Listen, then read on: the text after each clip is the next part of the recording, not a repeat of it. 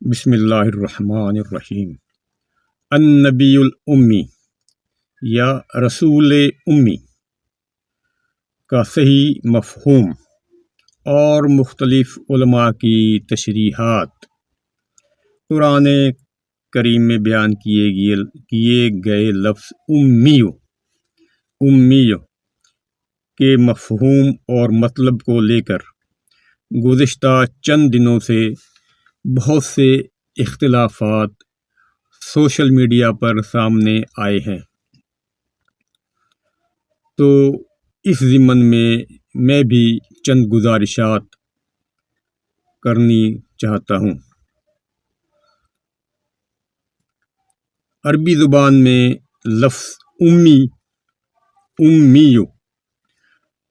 امیو کا مطلب ان پڑھ یا بے لکھا پڑھا ہرگز نہیں ہے۔ امی کا مطلب ان پڑھ بالکل نہیں ہے، امی کا مطلب بے لکھا پڑھا ہرگز نہیں ہے۔ یہ کلیئر ہو جائے بات۔ یہ کس قدر زیادتی ہوگی کہ رسول اکرم صلی اللہ علیہ وآلہ وسلم جو کہ خاتم النبیین ہیں اور جسے اللہ تعالیٰ نے تمام جہانوں کے لیے رحمت اور معلم یعنی تعلیم دینے والا بنا کر بھیجا ہے، تو ایسے محسن انسانیت کو ان پڑھ کہہ دیا جائے، کتنی بڑی جہالت ہے۔ اکثر علماء کرام النبی امی کا مطلب یہ بتاتے ہیں کہ رسول اللہ نے دنیا کے کسی بھی آدمی سے علم حاصل نہیں کیا، بلکہ ان کو براہ راست اللہ تعالیٰ کی طرف سے تعلیم دی جاتی تھی، جیسا کہ قرآن کریم کی پہلی نازل شدہ آیت سے بھی ظاہر ہوتا ہے۔ سورۃ العلق میں فرمایا گیا ہے کہ اقرا باسم ربک یعنی پڑھ اپنے رب کے نام سے، اللہ پڑھا رہا ہے۔ اس سے ظاہر ہوتا ہے کہ پڑھنے کا علم بھی اللہ تعالیٰ کی طرف سے ہی آپ کو سکھایا گیا تھا۔ دنیا کا کوئی شخص آپ کا استاد نہیں ہے، لیکن حیرت اس بات پر ہے کہ قرآن کریم کی عربی لغت میں بھی لفظ امیو کا معنی ان پڑھ اور بے لکھا پڑھا ہی درج ہے۔ جو عربی لغت ہے قرآن کریم کی، اس میں امی لفظ کا مطلب ان پڑھ اور بے لکھا پڑھا ہی درج ہے۔ اسی لیے سورۃ الجمعہ کی آیت نمبر 2 میں جو لفظ امیین استعمال ہوا ہے تو اس کی معنی بھی مترجمین نے ناخواندہ یعنی ان پڑھ ہی کیا ہے۔ امیین جو لفظ ہے وہ امی کا جمع ہے۔ سورہ الجمعہ کی آیت نمبر 2 کا جو ترجمہ کیا گیا ہے وہ یوں ہے کہ وہی ہے جس نے ناخواندہ یعنی ان پڑھ لوگوں میں انہی میں سے ایک رسول بھیجا جو انہیں اس قرآن کی آیتیں پڑھ کر سناتا ہے اور ان کو پاک کرتا ہے اور انہیں کتاب و حکمت سکھاتا ہے۔ گویا رسول اللہ صلی اللہ علیہ وسلم انہیں تعلیم دیتے ہیں اور خود پڑھ کر سناتے ہیں۔ تو رسول اللہ ان پڑھ کیسے ہو گئے؟ مگر اس آیت میں اہل مکہ کو امیین کہا گیا ہے، جس کا ترجمہ ہمارے علماء نے ان پڑھ ہی کیا ہے۔ حالانکہ مکہ کے لوگ تو اپنے علم پر فخر کرتے تھے اور اپنے مقابلے میں غیر قوموں کو اجمی یعنی گونگے کہتے تھے۔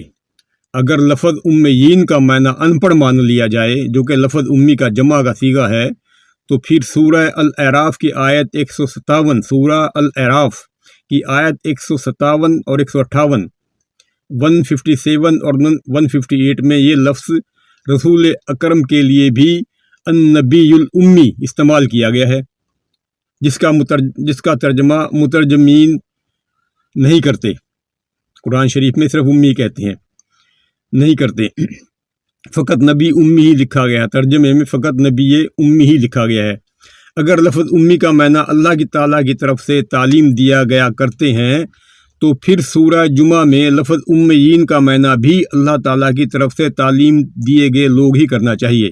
لیکن یہ ترجمہ ممکن ہی نہیں ہے، کیونکہ پھر تو دونوں آیتوں کا مفہوم یہ بنے گا کہ اللہ تعالیٰ نے اپنی طرف سے تعلیم دیا گیا رسول مکہ کے ایسے لوگوں کی طرف بھیجا جن کو اللہ کی طرف سے تعلیم دی گئی تھی، جو پہلے سے ہی اللہ کی طرف سے تعلیم دیے گئے تھے. اگر امی کا مطلب ان پڑھ مان لیا جائے، امی کا مطلب ان پڑھ مان لیا جائے تو پھر ان آیات کا مطلب بنے گا، ان دونوں آیات کا تینوں کا بنے گا کہ ہم نے ان پڑھ لوگوں میں ان پڑھ رسول کو ہی بھیجا، جو کہ انتہائی مدغہ خیز بات ہوگی. نعوذ باللہ کہ ان پڑھ لوگوں میں ان پڑھ کو ہی بھیج دیا، تو یہ تو انتہائی مدغہ خیز بات ہو گئی.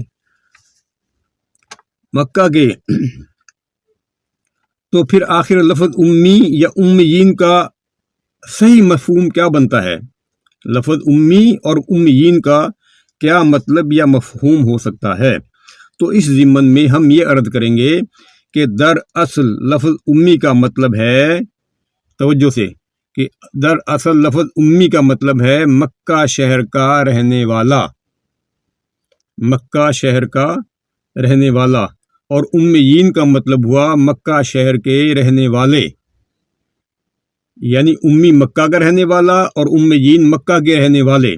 تو اس طرح ان دونوں آیتوں کا مفہوم واضح ہو گیا کہ اللہ تعالیٰ نے مکہ میں رہنے والا نبی ہی، یعنی مکے والا نبی ہی مکہ میں رہنے والے لوگوں کی طرف بھیجا، مکہ کا باشندہ ہی مکہ کے لوگوں کی طرف بھیجا.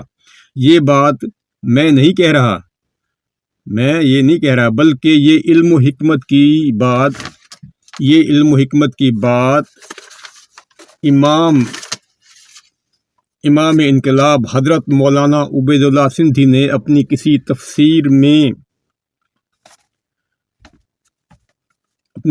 تفسیر میں بیان فرمائی ہے. کتاب کا نام مجھے اس وقت یاد نہیں آ رہا. مولانا عبید اللہ سندھی نے فرمایا کہ رسول اللہ کے زمانے میں مکہ کو ام القریٰ یعنی بستیوں کی ماں کہا جاتا تھا.